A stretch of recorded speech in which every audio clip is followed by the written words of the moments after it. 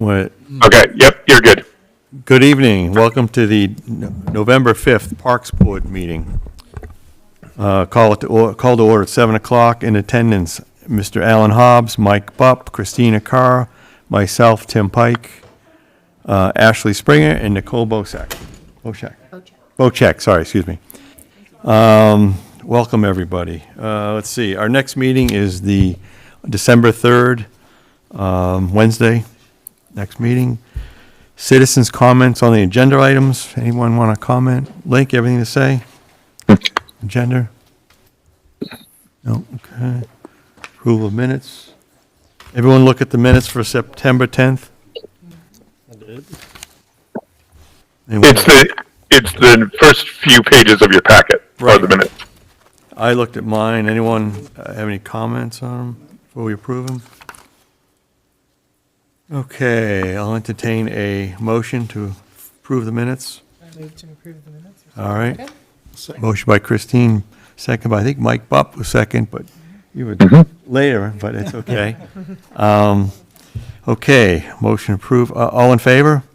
Aye. It's 1, 2, 3, 4, 5. Yep, that's all you need. 5. Mm-hmm. 0.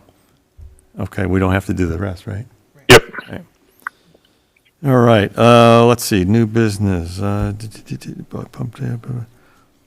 Let's bring up the traffic order for Hughes Road. You want to come up, sir? Please, want to come up to them? Yeah. And so just as he's doing that, I'll just quickly talk about a couple of things here. One, at the last meeting, we discussed doing the Hughes Road intersection. I showed the part of Hughes Road with no parking from the intersection of Wooten and Hughes to back past the townhouses there. We also showed video, which, by the way, I did share that video with the resident as well. In our communication, this is based on observations about the issues of the curve and how people are passing around vehicles that are parked there. The Parks Board requested that we send out letters to the residents.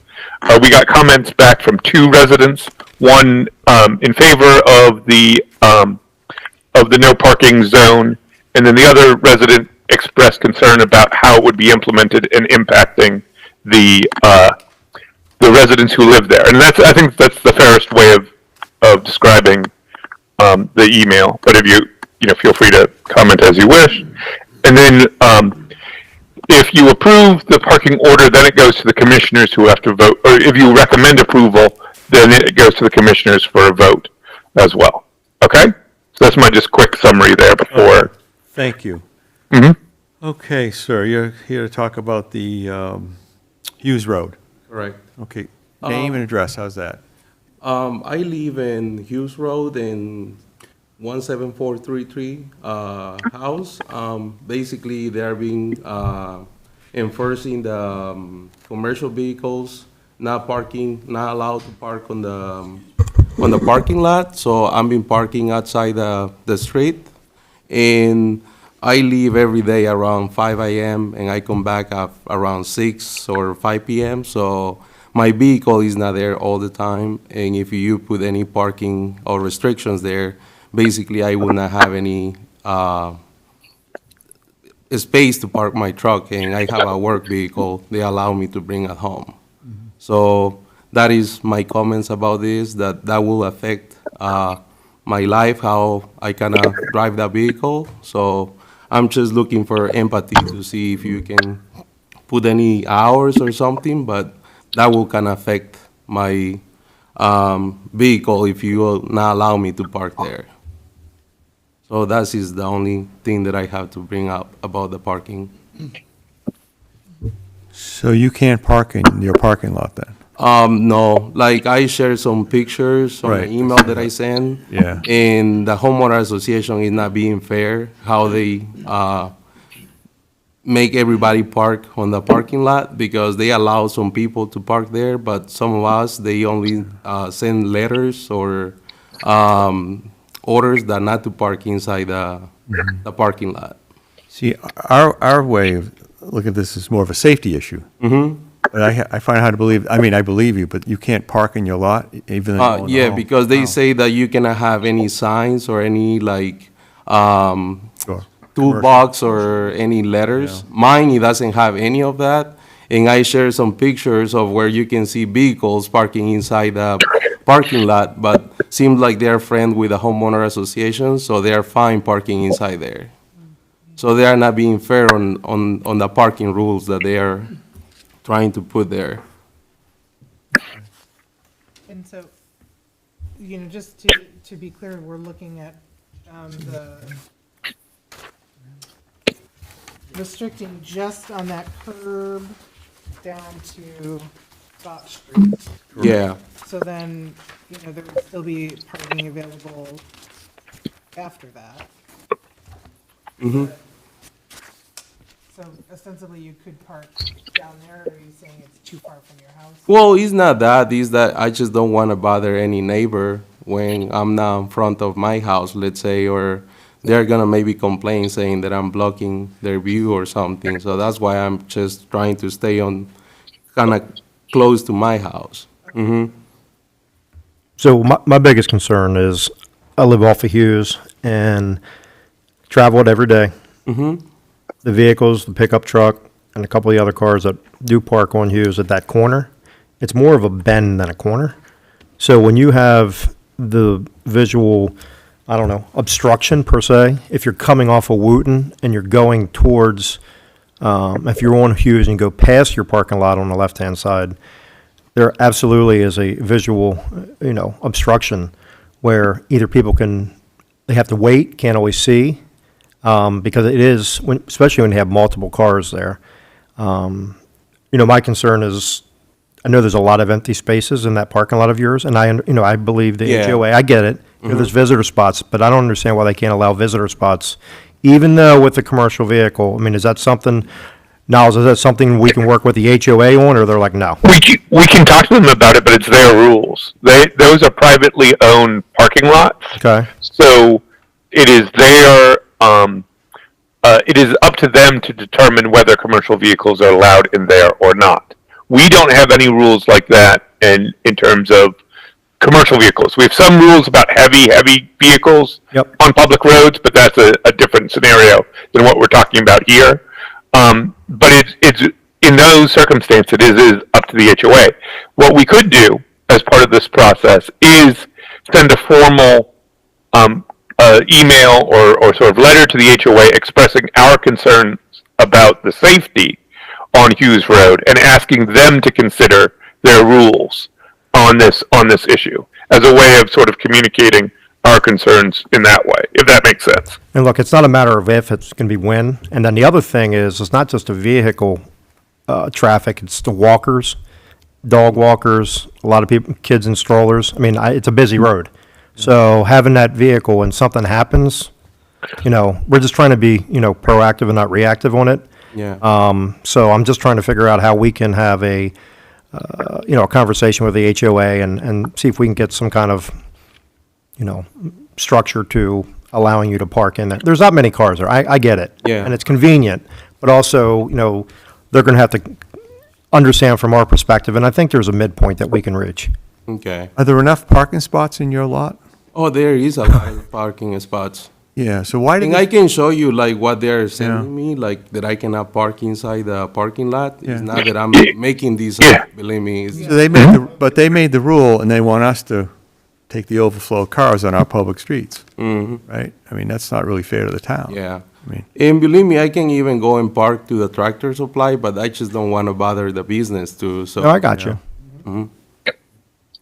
yeah, No, I want to work with you, but, obviously we want to work with the HOA and, look, I've been here a long time. I know there used to be commercial parking in that HOA because I saw the signs on the service vans and construction Yeah. vans and stuff like that over the years. So I don't know why they had changed it. Niles, do we know when they changed their, yeah, I was gonna ask that. I don't know for certain, and that's the other thing that we could ask is just to understand what their concerns were and what the history is of it, so I can include that in what we say.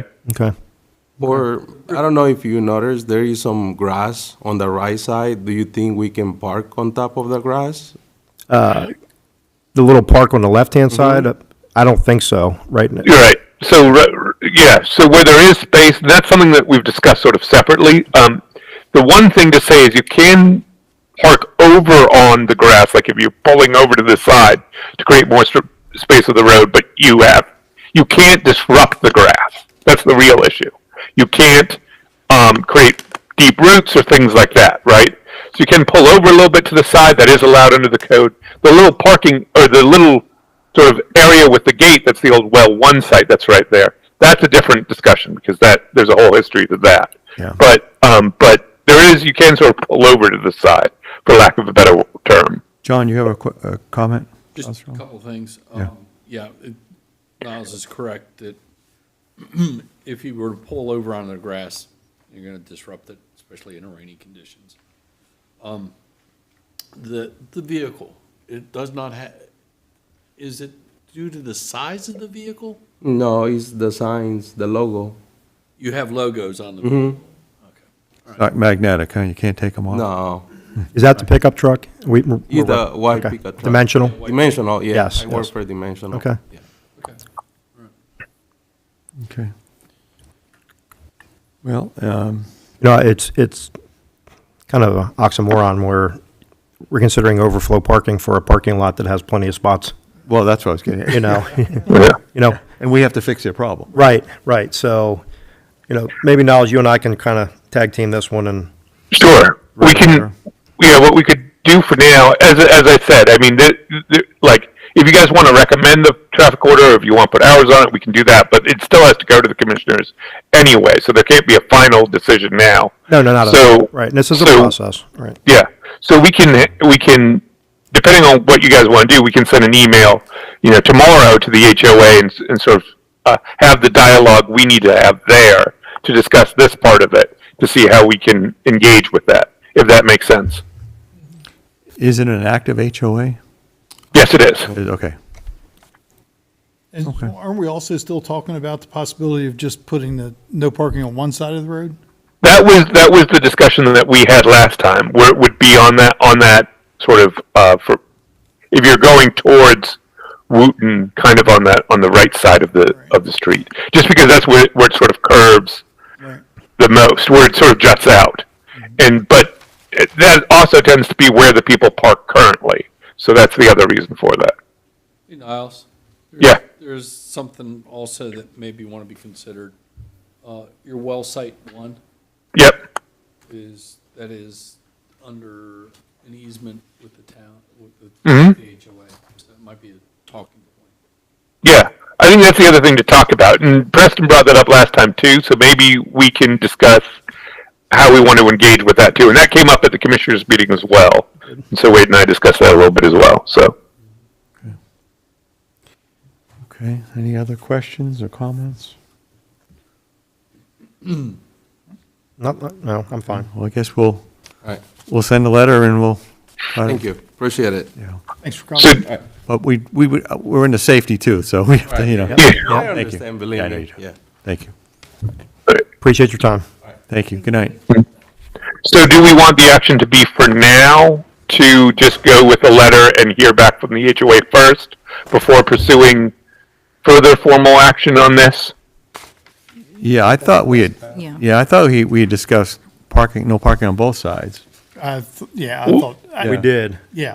Yeah, but that was one of the things that the original idea was creating a no parking area from the intersection to the curb on the east side of the road. That is what I brought up last time. If you guys want to do no parking on both sides, we can do that as well.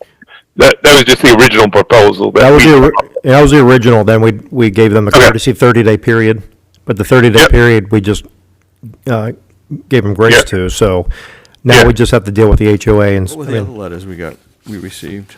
The other email was from a resident, Margaret, I believe was her first name. Yeah. Sorry.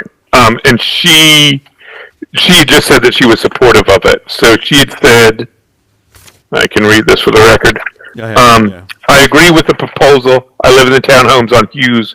Residents park on the street because they own more than 2 cars. The HOA has towing signs, but will never tow. We've had cars that don't run and expired tags, and HOA refuses to tag and tow. it is infuriating. My neighbor's solution is to park on the street, which is so dangerous. They used to park in Tractor Supply, or Orlando brought up, but I don't know if they've been told to move from there. So that was the comments there. So supportive of the no parking zone. Sounds like a bigger issue.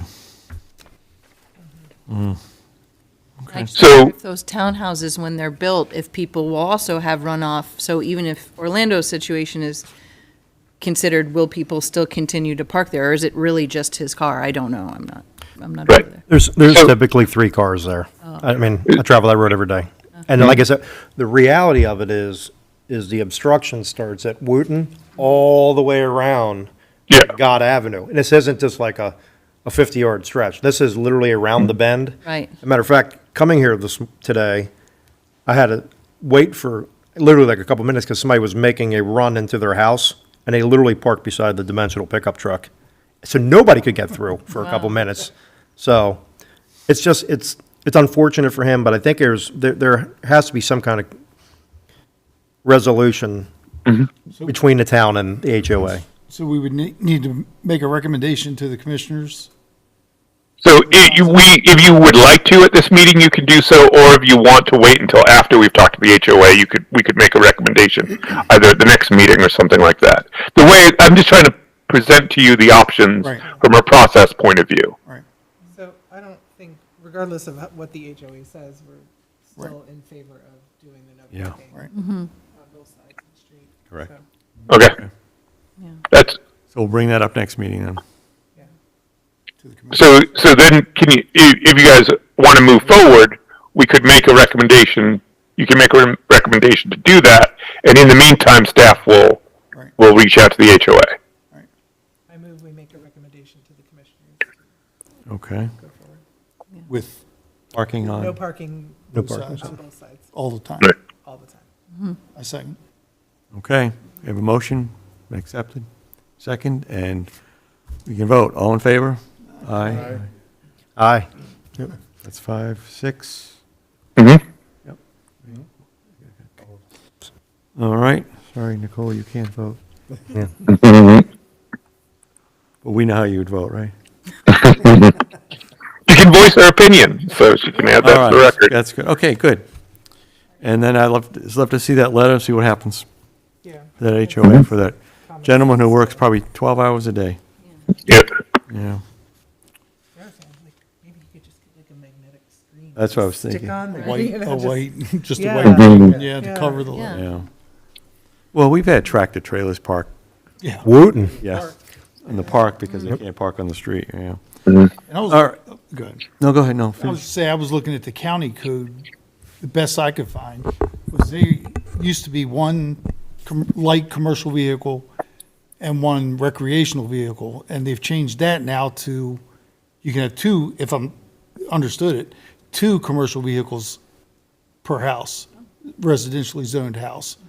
Can we so- put that in the letter? Yeah, I mean, I think that's, Yeah. And as I stated before, we have no requirements about commercial or not. All that is required is about legal parking, not about what type of vehicle. With the one caveat of very big, heavy vehicles that can't be on the street. right, That's a regular pickup truck, isn't it? yeah. Yep. yeah. Yes, it is. Probably like Mhm. 2,500 or Yeah, something? maybe, Yeah. yeah, 25. Yeah. So Wow. don't they have to adhere to the county? Not, I mean, if they own the property, I imagine they can do whatever they Do want. whatever they want, yeah. So HOAs have broad authority to make their own parking rules. I'm sure it was 2 So or 3 it's- people didn't like it. Right. Right. Some change. It's about what their power is, and if it's privately owned, they get to make the rules. Okay, thanks. Like Christina said, if he didn't have a sign on his truck, he could park there. Right. Right, Mm-hmm. yeah. All right, Who would have thought graphics would prevent parking? all right, That's just okay. nonsense. All right, new business. The farmer recognition sign on Wayland Commons. I think Hoeing wants to Ready to speak to chat. that, right? Yep. Want to come And up, please? We ready for Link, right? Yeah. yep. And at each of your spots is what Link had written, so that you have it for reference. So, Oh, with the sign, yeah. Thank you, yep. Link. And the picture of the sign is in your packet. Correct. Take it away, Link. Thank you, sir.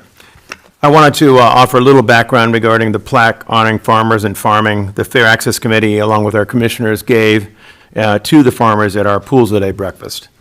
As you know, the Fair Access Committee for the Western County is a committee of the town whose focus has been to push for equity in county and state services, programs, and facilities. We are a Town of Poolesville committee, but we work with groups throughout the area, and most of the issues we work on benefit many who live in town and also outside of town. Even some of our members, like me, are not even Poolesville residents. I live in Bellsville. There's been a consensus for decades in Montgomery County in support of preserving the Ag Reserve, as you all know. A large segment of that is in what we call the Western County, with Poolesville at its center. The Western County, for all intents and purposes, is Maryland Balcom's district.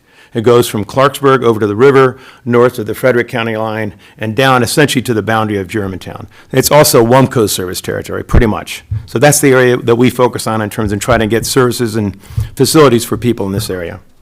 Farming and farmland is the foundation of the Ag Reserve, and the Western County represents about 2/3 of the reserve's land, or about 60,000 acres. The rest of that acreage in the Ag Reserve goes over to Damascus and down towards Brookville. But we're the part that goes from Clarksburg over to the river, so much bigger part of the Ag Reserve. Side by side with farms, 13,000 people live out here, including 5,800 in our town. 270 businesses of many kinds, from landscaping to restaurants, are out here, and some 44 parks or segments of parks, like the C&O Canal, as well as an array of historic sites. And most of you are familiar with a lot of those historic sites. They're former black communities. One of them is Jerusalem, Martinsburg, Sugar Land. So we've got a lot of interesting areas out here in the Western County. But the Ag Reserve itself was intentionally created using a range of policy tools in 1980, and its foundation was and remains farms and farming. So even though we have all those parks and all those historic attractions, what really keeps the Ag Reserve, and preserves it, is farming. If we didn't have a good economic reason to use that land, it probably would be developed. And the founders of the Ag Reserve recognize that. Poolesville is the commercial hub of the Western County. Our history, culture, and our economy is closely tied with farming and the farming community that supports and preserves the Ag Reserve.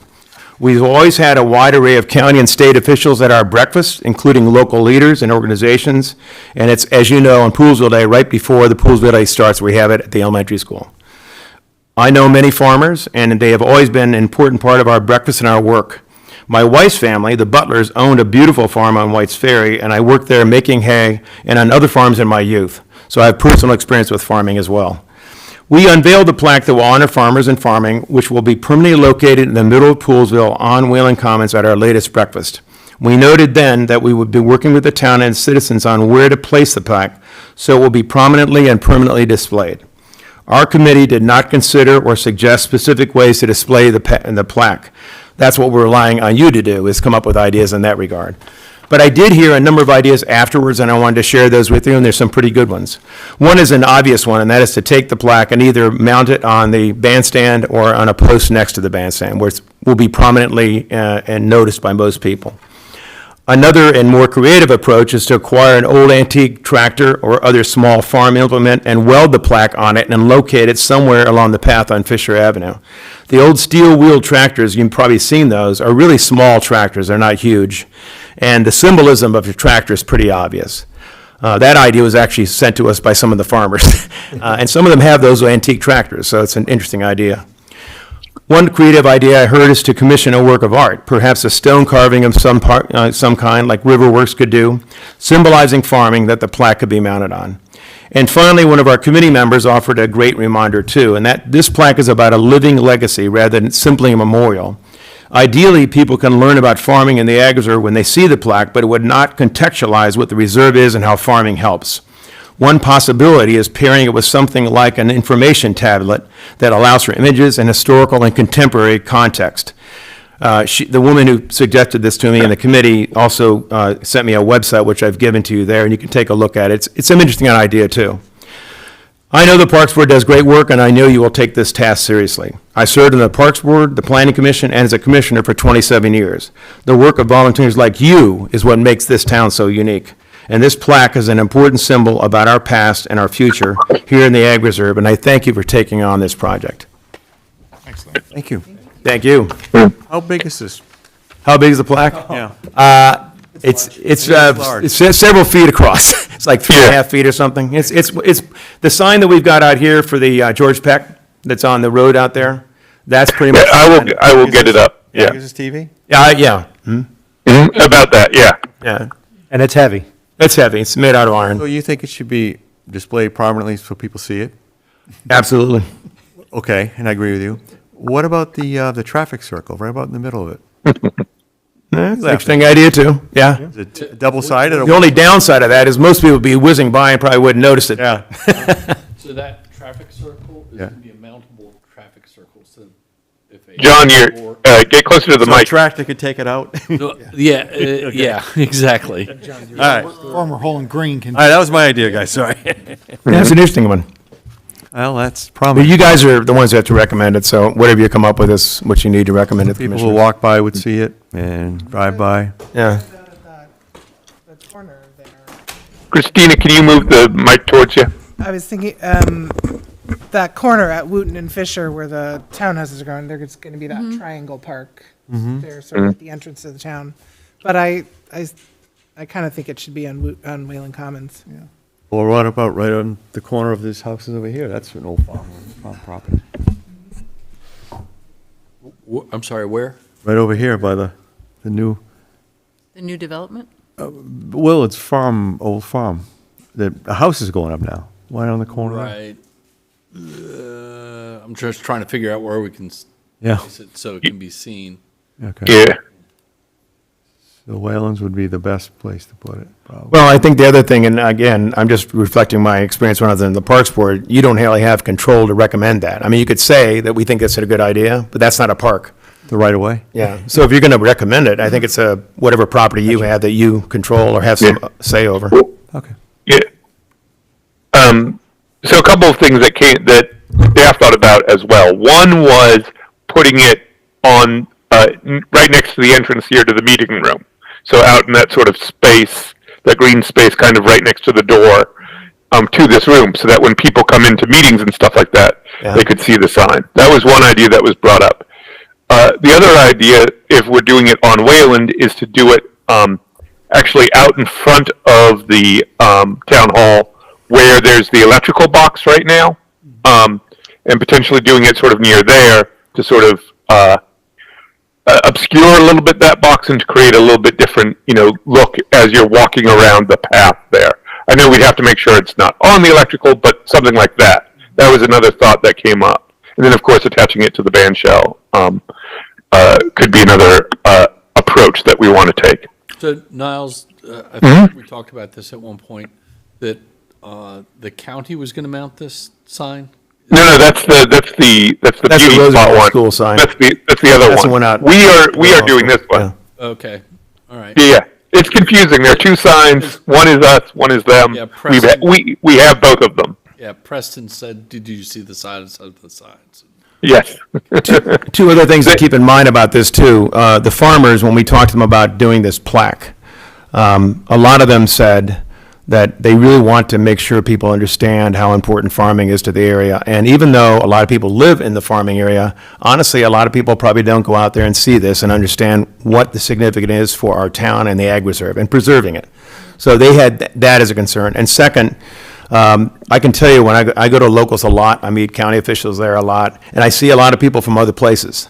They had no idea what's out here. They're just shocked. And they love it, but they're shocked. They don't know the history. They don't know why farming's so important to this area, and preserving the ag reserve is important. So we're trying to make, this plaque is partly an educational thing for not so much people in the town, although probably them too, but a lot of people who come up here from other places, like on Poolesville Day, when they'll see it and say, I didn't realize that this was actually created by law. People in Northern Virginia, you see what it looks like. I guarantee you, they have no idea what this thing is unless they visit here, and not too many of them do. So that's another intent of it, is to educate people and appreciate it, why we have this wonderful reserve. I really like the idea of doing it on the antique tractor. Yes. I know, I can see it, but my concern is if it's in a public place, are kids going to be, would you need to rope it Yeah. off? Because, yeah. Yeah. Yeah, a lot of, like, I mean, I've seen it, well, they were not antique tractors, but they turned tractors into play. Yeah, that's You know, true, so that's it just true, makes yeah, it safe. yeah. This didn't turn up overnight, though. This was thought of for a long time. Yeah. 'Cause We worked with- Poolesville's on this, We work with the Ag Reserve folks and the the farmers commissioners on knew it, about yeah, this. absolutely. so we just have to find a spot for it. I didn't share it, my bad. What's that? So we're not approving to put it up, we just have to find a spot for it. Yeah. Need to find a. Yeah, It's a done deal. The commissioners have already awarded it. The commissioner, it's officially a commissioners awarded, Okay. even though the Fair Access Committee was part of it. They're the ones who awarded it to the farmers. So our task is to find a place for it. Right. Yep. All right, let's find a place for it. We could put it at the four-way intersection so people stop. You know, Let's hear Stop and read. Everyone get down the line. Where do you want to put it? The four-way intersection so everybody stops. All right, Mike Bob, where do you want to put it? I mean, I like the idea of a tractor or on the band shelf. Okay. Tractor's not practical. All right, Tractor. all right. I like the idea right on the commons. Tractor right on the corner out here. All right. Yeah. Nicole, yeah. John Strong, what do you think? Tractor? Wherever you want it. You know what, it has to be with the That's a good answer. the most foot traffic. Yeah. We definitely want to promote the look, there's also the agritourism angle that a lot of us work.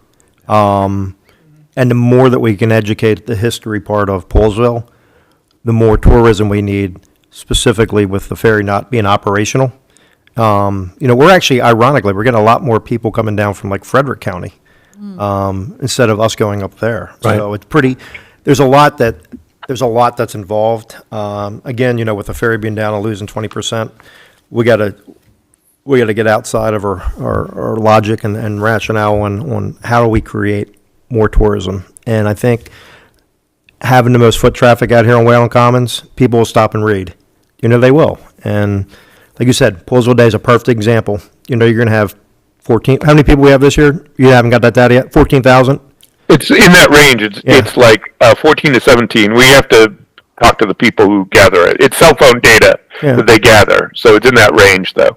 So you're looking at, you know, 10,000 people that look at the sign. But again, as Link mentioned, locals is very busy all the time, and it's not always, it's, even though it's locals, it's kind of, you know, it's odd that there's so many people from Virginia, Boyd's, Darnestown, Potomac, they come up. It's there all the time on the weekend. Nicole, you work there. Yeah, no? Talked to plenty of folks there, and I've seen people from way out, even like West Virginia, Harper's Ferry, DC a lot. I speak to people. They're like, "Oh, we just found this place, and it's fantastic." And it's so refreshing to see that, seeing like new people coming into our town, especially from so like way out. Yep. I really appreciate that. So. Yep. So, Link, one thing, if you can get a idea of what the tractor is. Okay. You mean size-wise? Yeah, that would be the next step on that, is to Right. get a sense of size and things like that. Because the other thing that we're going to have to decide on the exact location, if we're going to go with the tractor, is how much space we'll need in coordinating all of that with what we do for like events and stuff like that. So that's a conversation about combining the different uses of Whalen Common as well. And I would like to think ahead too, outside the, you know, a 4 to 5 year window where if this plaque, you know, is as important as it is, there's so much many stories to tell other than this plaque. Right. And we can actually put markers, historic markers around our you know, our areas, not all the easements and stuff like that, but to really educate the people that do come out. And there are other Right. signs around town. That's another worth thing to say. We talked a little bit about the George Peck Memorial, but there's also Civil War ones. There's at least 2 of those in town, and there's a couple of other things like that. So, Map up in the corner. And so, yep. you know, and then what I was saying, if we have a piece of farm equipment, there's so many different implements that we can use in order to, you know, create plaques that are integrated with that farm equipment. So that's, you know, years out, but at least we can look ahead. If you decide to go, which I love the idea, it came from some of the farmers, but you may want to still have them come in and talk to you about it because I will. ultimately, we're trying to acknowledge and recognize and honor them. So, and there's some great farmers that come to our breakfast. I'm sure they'd be happy to talk to you, so. Great idea. We can have a further conversation about it. I think once we have more of a sense of the scale, that will allow us to have that conversation too in more depth. Because then we can sort of play around with where does it fit and all those type of things. The one thing I did like about the idea of commissioning some kind of an art in stone or something to put it on, was that it does engage local artists to conceive of ideas that might be interesting as to what farming means to this area. Because artists do that. That's what they do. And Riverworks has a lot of folks that do that kind of stuff, so that might be worth conversation, just to explore with them and see what they think. And you still want to talk to the farmers then and say, we've thought about this, Riverworks said they could do this, what do you think about that? See what they think. So. What we could do for, if we want to do this in the next meeting or do it in January, depending, I know the holidays makes it harder to get people to come and testify, is advertise in advance for something like that, where we reach out to the farmers, we reach out to Riverworks, we reach out to some other people that have interests if we want to do that. Thank you, appreciate it. Thank you, Link, as always. Very nice. Good idea. All right, where are we now? Farmers then. So, I have not heard back from Kathy yet. okay, so do we want to, Bring it next so we week have then. two options. Do we want to talk about the pump track briefly and then do the stop signs, or do the stop signs first, or whatever you guys want to do? Let's do the pump track. Yep, let's do the pump track, stay on the agenda, and Okay. go from Ellen, talk about the pump track? there. I can, so, Good, thanks. we didn't send it out to everybody, did we? In here. Yeah, we did. We sent her email, and I wrote up a little bit about it. I it is, yeah. didn't include the links, but that is something that we can. They're there, and you guys can check them out. But I can read what I wrote, and then we can start from there. All right, why How's don't that you sound? start, and then I'll fill in. Yeah. So, as you know, Kathy Mim, who is a member of the Mid-Atlantic Off-Road Enthusiasts, MORE organization, requested that the Parks Board consider adding a modular pump track to the town's recreational offerings. A modular pump track is a prefabricated riding surface that allows users to ride bikes, skateboards, scooters, and skates in a continuous loop without ever needing to pedal. Riders pump through the rollers and bank turns using momentum and body movement, which builds skill, coordinating, and confidence in a fun, low-risk environment. And that quote, by the way, was from the Modular Pump Tracks USA definition. The cost of a track is about $30,000 to $60,000. Moore has some grants, so part of the idea of doing this would be we would apply for a grant with more towards the cost of something like this.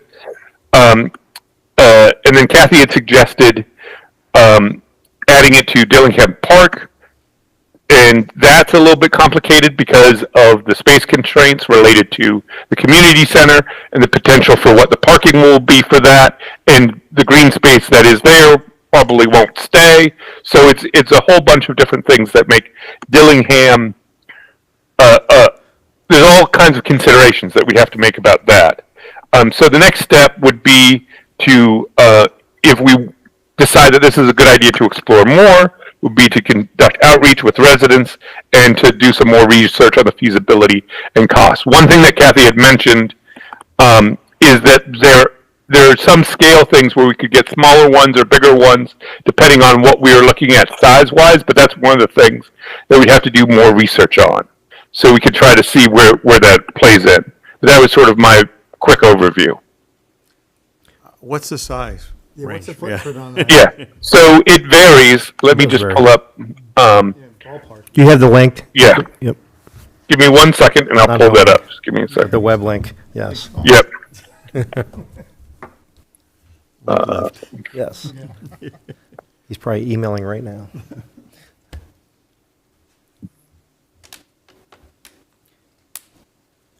But I do think Dillingham's going to be a very difficult location, considering the community center and Plus, parking. plus the skate park could have Yeah, a third addition to it. absolutely. So we're squeezing in now. Yeah. There's a lot. Stevens Park has a couple areas, depending on how big it ends up being, There's some where we were looking at, like, over by that Far end? restaurant, no, the close on by the Okay, pond yeah. where, you know, the pavilion is. But, because there's the bike path that goes by there, depending on if it's a loop or if it's just a track, there's also space by that raised soccer field that could go like around. Sure. I'm trying to see still. They don't have great senses of. What they basically say is that there's a variety of size, heights, and layouts to fit your location, skill level, and budget. So it's more like they could tailor it to what your space is versus having a set one. But let me It would just be bigger than this room, right? right. Well, Oh, yeah, yeah. yeah. So I think that's a good way to start. Although some of them, half a football field? Probably Like- 300-foot length, Yeah, yeah, That's a football field, right? yes. Yes. Like, 300 I foot, looked through the website. 300 yards. Some of them, What's that? yeah. Some of them are much smaller. So like, if you look at the screen now, That's cool. there are ones. Oop, hang on. I Slow will go down, slow browse. down there, cowboy. Yep. No, I know what. Yeah. That's like a hump. So some of them are like really small, like you have something, or relatively small. These are sort of like small, what they call family series. So these ones are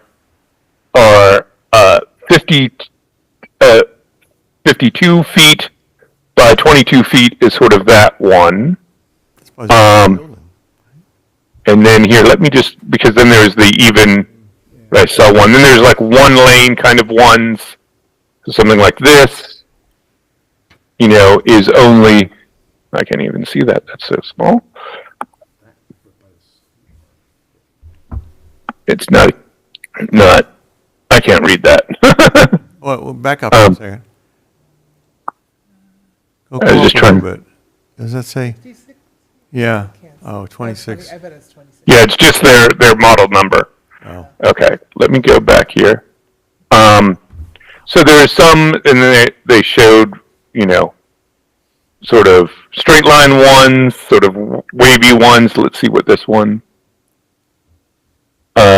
This one is 104 feet by 18 feet roughly for the track itself, and then the safety zone, as they call it, is 118 feet by 30 feet. So it all depends, but from what they're saying is that that's their like standard size, and then it's modular, so you could You can mix and match then. exactly. Wow. So I don't know what the segments are, and that's what they were saying. Is it sort of I wonder if there's any pump tracks around here we could visit. I could definitely look into that and see if there are any, and that's a good question to ask Kathy as well. Okay. Something we can, And whether or not, like, we need prepared surface, or if it can be, like, installed in. So one picture that I showed saw one of these ones just on grass. I'm gonna try to find. This was. Is it in the? That's in the homepage. So let me. Oh, yeah. Yeah, and so if you look like I saw like one like this, like the word says "contact us" is just on grass. So the whole thing is just on grass. So as I said, there are various different options depending on what we're looking to do. It depends on how much impervious surface becomes. Yeah. but they could bring a piece out to show us too. hmm Easy to install, built to last, designed to ignite the joy of movement. Here we are. Yep. Oh yeah. All of those. Health, adventure, and togetherness. It looks like so much fun. Is there any liability issues? Of course. So that's a great question. So for all of these type of recreational things, and we've had this discussion with the skate park, we've had this discussion with all kinds of different things. Essentially, it is at your own risk. Yeah. And so therefore, our insurance deems these type of things to be, if you have an injury or if you have something like that, that's on you, basically. The liability is not on the town. And so like we do this at the skate park, there is signage that says that. On the trails, it talks about that as well. So basically, for all of these type of recreational things, it is at your own risk. And by using it, you are agreeing to that. All right, so the safe zone on those single treks are about 17 feet wide by 55 feet wide, or 55 feet long. Yeah. And again, I don't know, like just using this, I don't know what the segments are. That's the other thing. So because they're talking about it as being modular. So I don't know if they have smaller segments than that or not. So it's crazy. So the safety zone 17 by 55, and the actual track itself is the widest part's just over 3 feet wide, and the thinnest is a foot. Yeah. And it's about 6.5 feet wide overall because it Right. kind of bevels around. Yeah. So I think if anybody doesn't think it's a good idea, speak up, because I like it's it. cool, yeah. I like the idea. No, I think But we should think about possible locations and then get a salesperson to come out here and talk to us about how they work based on some areas we decide might be possible. So we can make a recommendation to the commissioners, we want to explore it? Yeah, I think that would be what we would say, is that that you want to make a recommendation to explore this and to gauge community input and do all of those things. Cool. Okay. You know, and I can continue working with Kathy since she brought it to me, and then, and I'll make some headway with modular itself. And see Yep. if we can get somebody to come out and, like you said, I'm sure they got samples of the material itself that they use. Yeah. And then we just have, as the board, have to figure out a couple locations that'll work based on how extravagant we want to go. It's always a price point. It's always a price point, so. And then the residents, look, I don't know many residents that'll, well, I'm sure there's plenty out there. There are residents that'll not think it's a good idea. It would also hopefully take some of the kids off the skateboards at dark. Jerry. Yeah, I already saw him. So, keep some of the kids, because I know we had some discussion at the commissioner meeting on Monday night about the electric bikes and skateboards in town that dark. It's everywhere. It's in Be a problem. my neck of the woods all the time, and it's driving down the middle of the road, dark, headphones on, and On our no lights, nothing. sidewalks. So, however we can get a few of those kids off to do something like this, just like they use the skate park, I'm all in favor of. Okay, I'm gonna look up. Did we lose you, Niles? There you are. No, you're good. I just, sorry, hang on. There we go. I was just still on the other page. I'll close that for now. Okay. So for now, so what I think we can do, you don't have to do a formal vote on that. I think what we should do though, Alan, is at the next commissioners meeting, you report out that that's the plan we would like to do. Perfect. Let's see, pump track near me.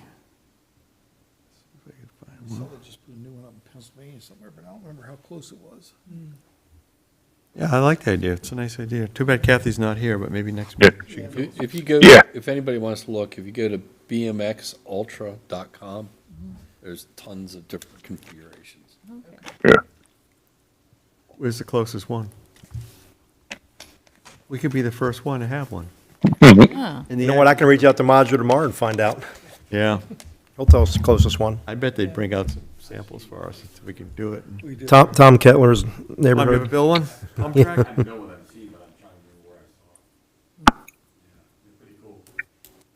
You want to donate one to the town? We'll name it after you. All right, any more discussion on the pump track? I think that's coming up, we'll talk about that again, right? I think that's good. Yep. Good, all right. So there, just so that you guys know, there is one in South Germantown. So I will investigate more exactly where that is, but I'll share that out with you guys. Soccerplex, maybe? Soccerplex? I think it is the Soccerplex, but I think They it's have one of the, they have the Yeah. dirt bike trail. yeah. Apparently, Carol Knowles Local Park. oh, there you go.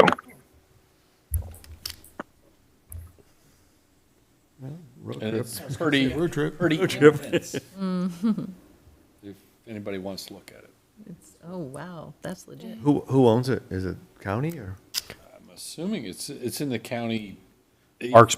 Parks, so, Yeah. but it may be So they probably have an avenue of grants then. Well, it may be,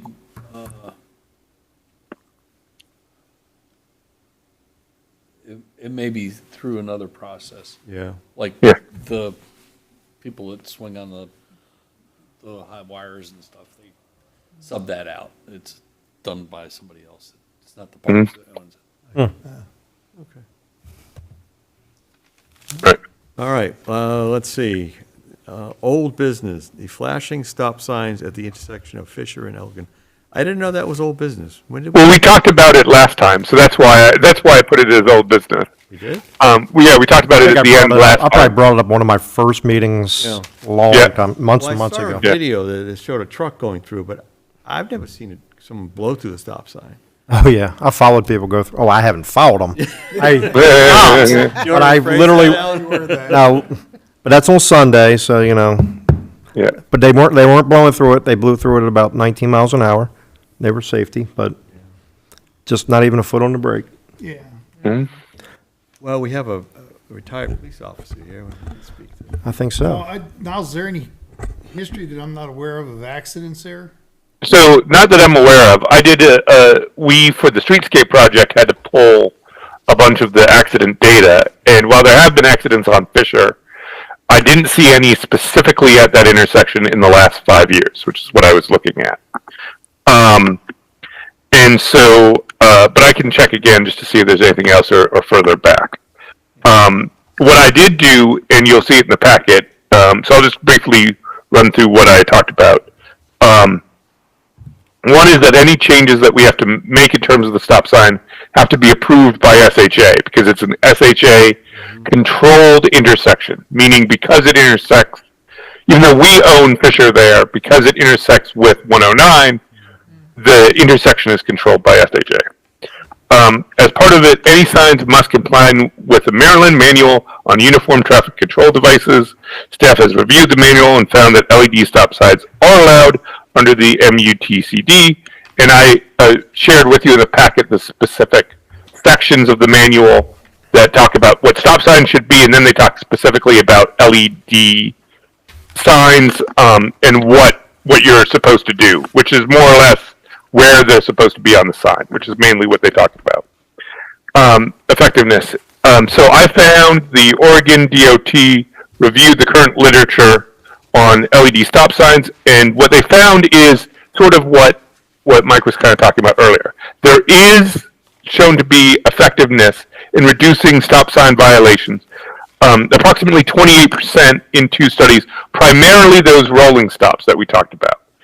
There is some evidence to suggest that when you stop and there's another car coming, right? When you're approaching the intersection, another car is coming, that it also reduces blow-through traffic in those specific situations. But they also said that this is an area that needs more research and so on and so forth. So while it's not conclusive, it does show that there's some effectiveness in having these flashing signs.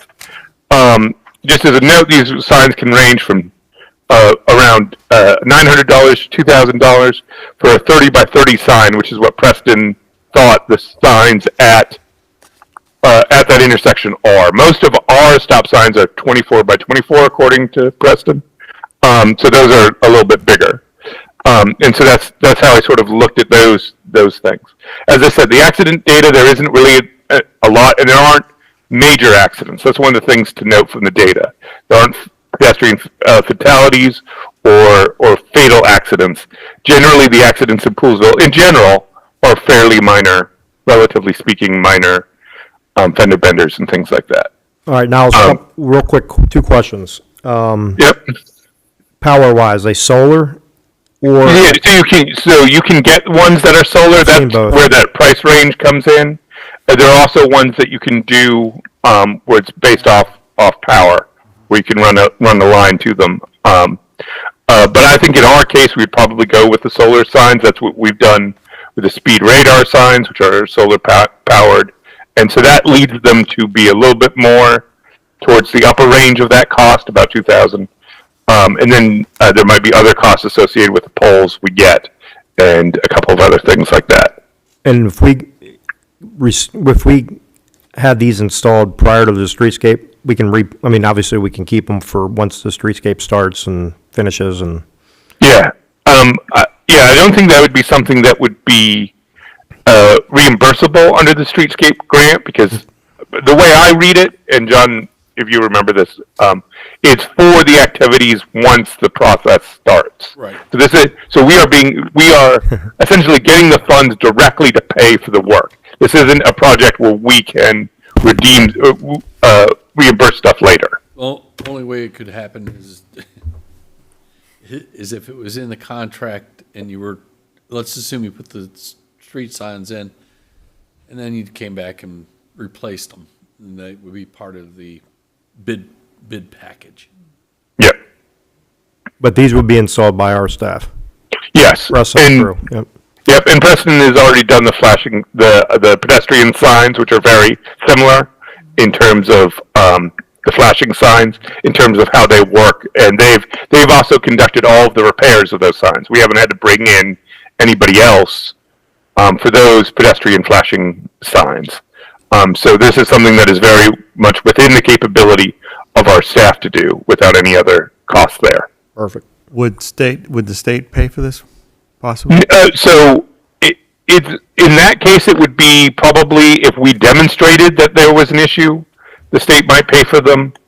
The way that I probably view this is if we say, hey, this is what we want to do, we would probably have to pay for them.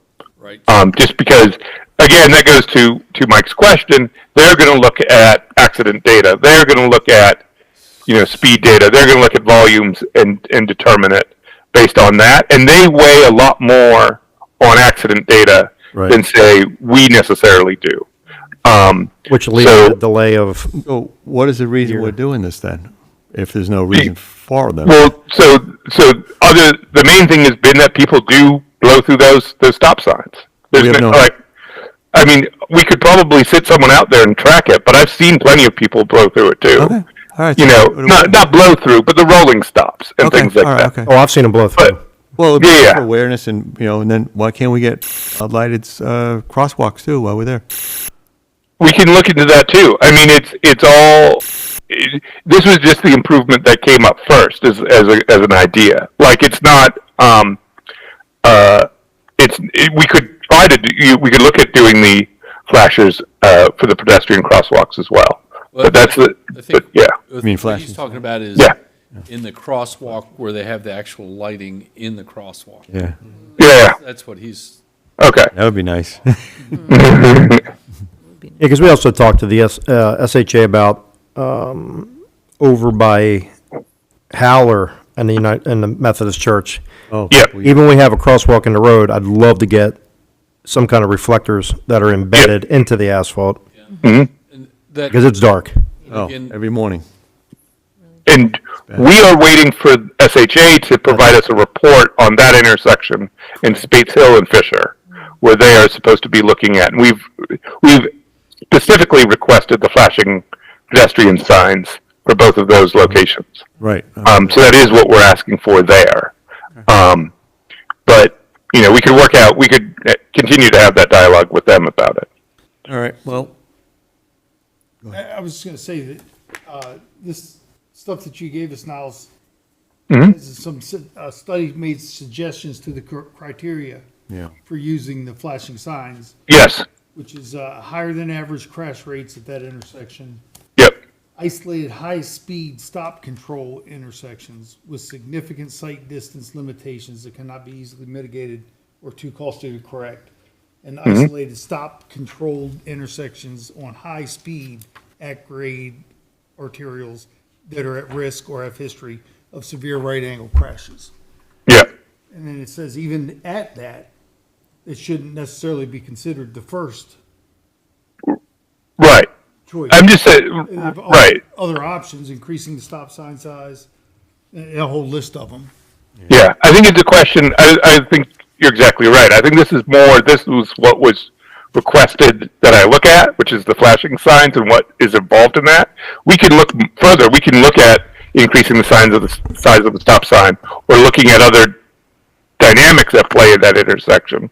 This was just the idea that was first suggested to look into. And I feel like most of the people that run that stop sign know there's a stop sign there.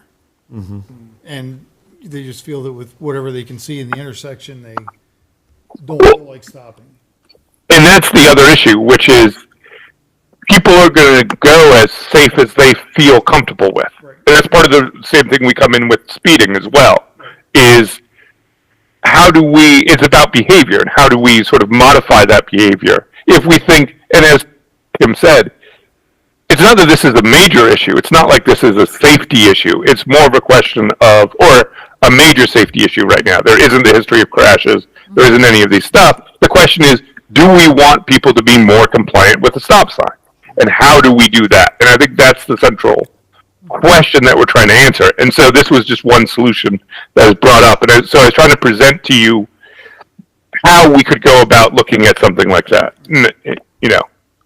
And let me add one more different angle. A couple weeks ago, I testified to BOE, some unrelated stuff. Yes.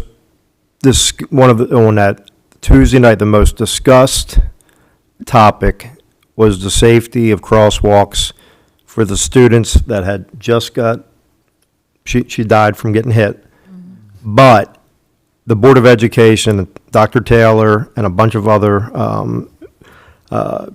people from MCPS, they're making it a priority to look at all the schools. We're good, but again, you're also talking about our town so small that the four-way intersection is a well-traveled during lunch, and there's a lot of students that walk down. On the north. Yep, so I could use that angle as well to discuss with, Maryland and others to put a little bit more pressure on if something that's, look, I know there's a lot of specifics here and criteria, but I also look at it as it only takes one time, and again, it goes back to what I had said earlier. I mean, I'd rather be proactive than reactive, and then we'd have a backlash of epic proportion through our residents that we're supposed to be, advocating for. So, and I know that was priority, so they, Yeah. and obviously I can go through and get some of the records of that stuff, but they literally voted on it during testification, being somebody testifying for that. I was like, wow, I've never seen them move that fast. But it was critical. It's a big deal. And so that's the other way of approaching it, is how proactive do you want to be versus reactive, or what level of improvement do we want to make as well, and look at it from all kinds of angles. I mean, we can look at it in all kinds of different ways. The biggest thing that I've noted, and this came up when we talked about briefly speed cameras at the commissioners meeting on Monday, but we tend to not have the statistical issues that a lot of places have. We tend not to have the accident data that accident issues that a lot of people have. Everywhere we've looked at in terms of the speed studies that we've conducted in the 3 years I've been here has shown no significant speeding for the most part. You'll get that outlier of somebody going 73 miles an hour down Fisher, which has been a recorded speed that we've had. Wow. But at the same time, we're not seeing the consistent pattern of people being 10 to 15 miles over the speed limit. They're generally, the vast majority are under 10 miles, and the average speed is usually at the speed limit. So one of the things to talk about with these type of improvements is is our gauge for these type of improvements versus what the standards are that the state of Maryland or the National Transportation Safety Board give when they're looking at much busier streets with much bigger volume questions that mean that crash data and stuff like that does matter more. So that's the other way of thinking about it too. And the commissioners did request, and MCPD Yep. did come out during some of the weekends, Friday night, Saturday night, for mark-offs and sat at that stop sign. Yeah. So, they've been fantastic on, when we request something, they usually take care of it in a day or less. So, Yep. We've had a good relationship with the current district commander, Commander Satinsky, and even talking to the guys, pretty much every day that they're here and they're at town hall, I talk to them and stuff like that. So we have a good relationship with them as well. matter of fact, who was it? Satinsky that actually was in the parking lot at Anytime Fitness and Yes, monitoring the traffic, and somebody blew through it.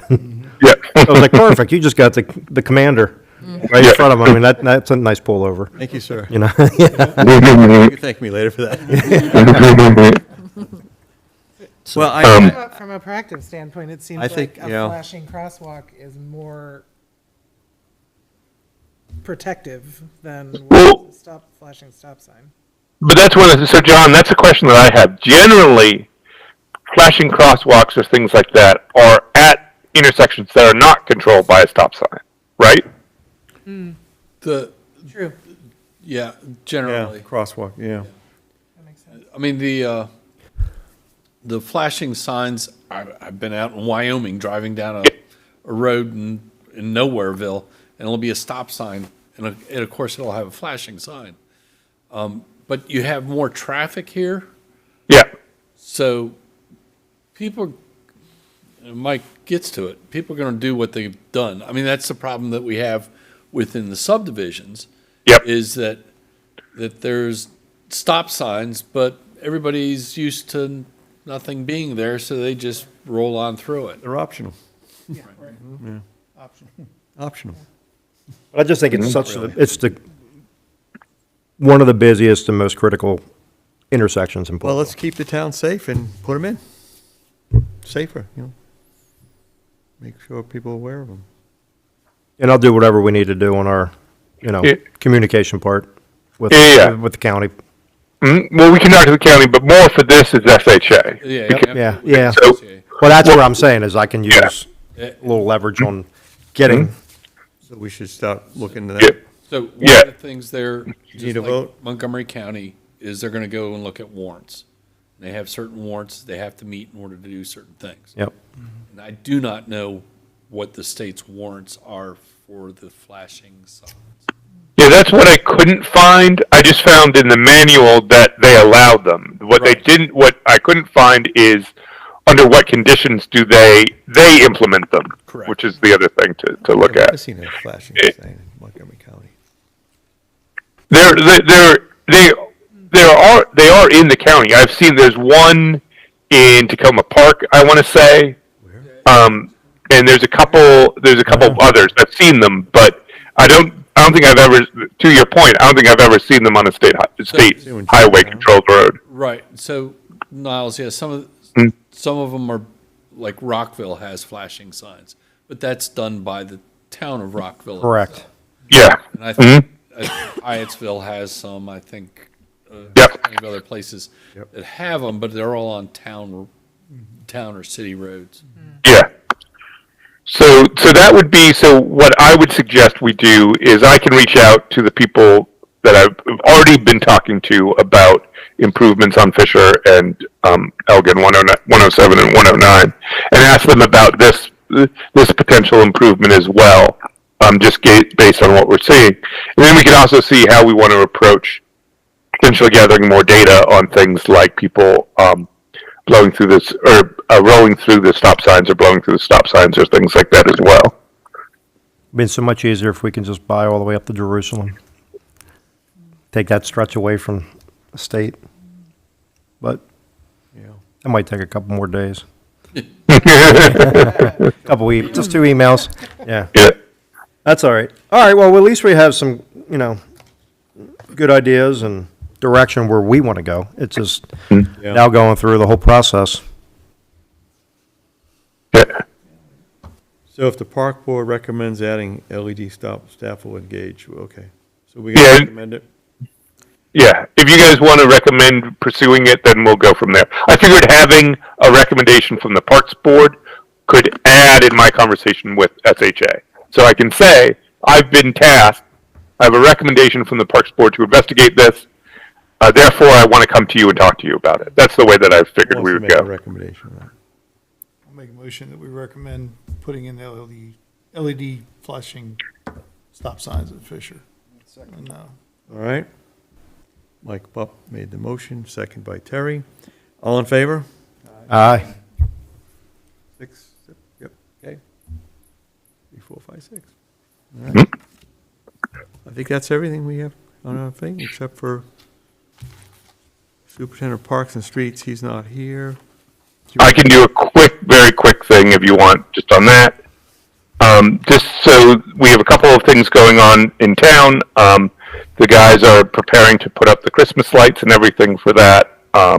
We're also doing some maintenance and improvements down at the plant for our storage of salt and other things that we use during the winter.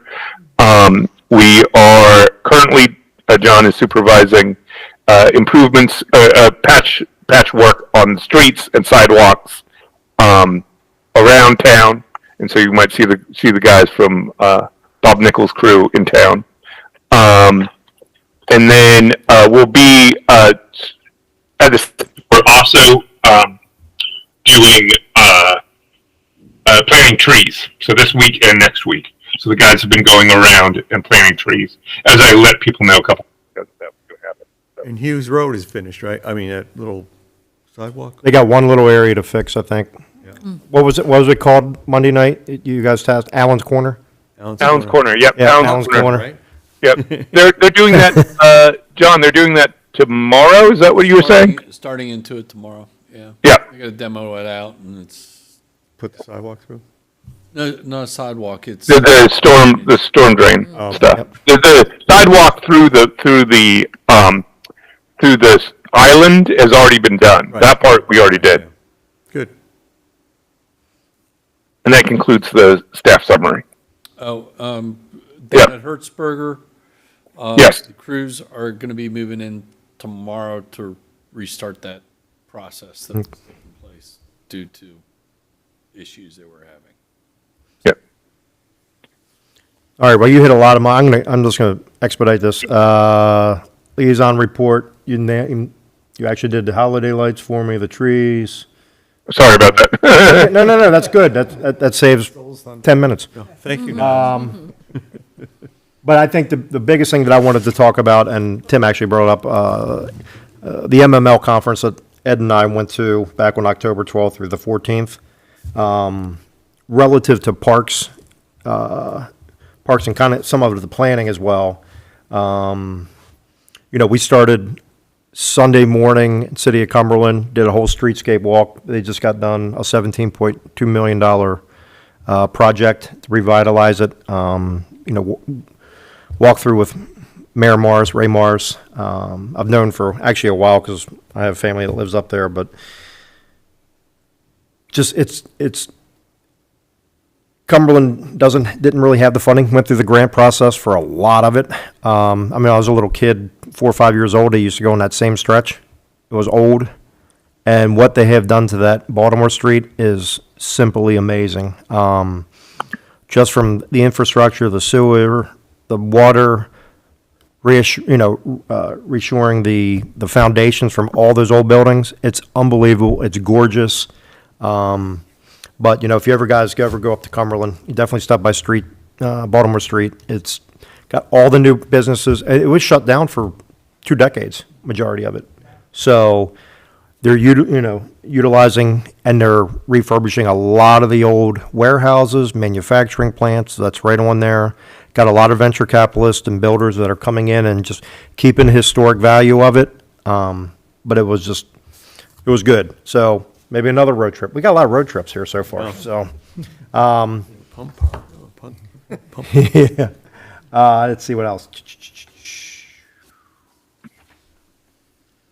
Again, we talked about a little bit, went through the advancing public safety through community collaboration.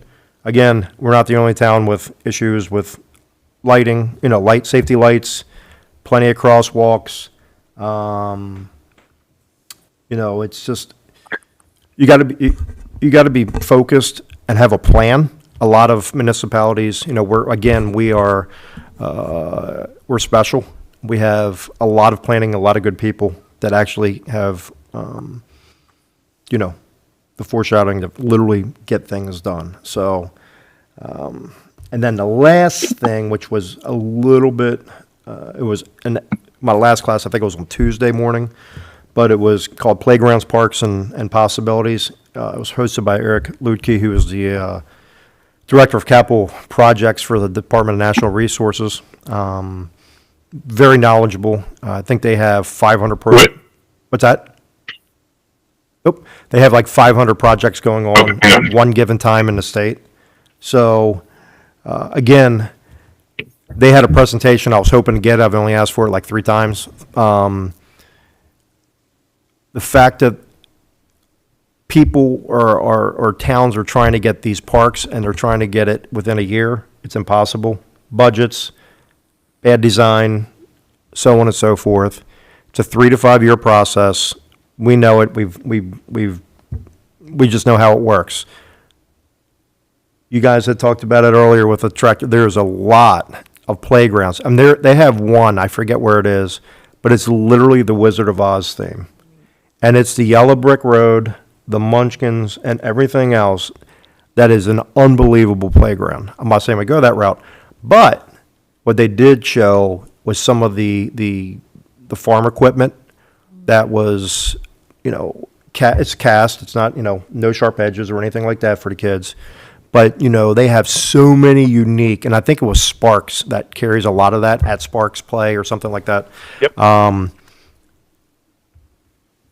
The options are endless. So again, what we have to look at is when we have to recondition our existing parks, with our materials and our I mean, what's a lifespan on some of these, the equipment? Is there a 10 years? 5 to 10. Yeah. Yeah.